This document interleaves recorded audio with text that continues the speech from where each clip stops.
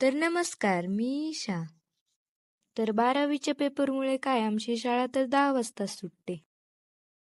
तर तुम्ही बोलसान इतके तयार वगैरे होऊन कुठे चालली? तर मी चालले गावात मम्मीला घेऊन.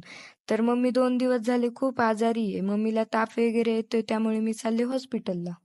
हॉस्पिटलला आले पण हॉस्पिटल शनिवार असल्याने बंद होतं. हॉस्पिटल बंद असल्याने मेडिकलमधूनच गोळ्या औषधं घेतले.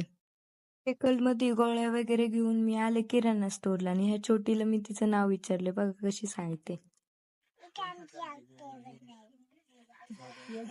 तर मी गावातून आलते बट ऊन असल्यामुळे मी खूप थकली होती. मी डायरेक्ट झोपूनच घेतलं. तर मी झोपेमधून उठल्यानंतर काय पपई कापली मग काय सगळेजण पपई खायला बसले.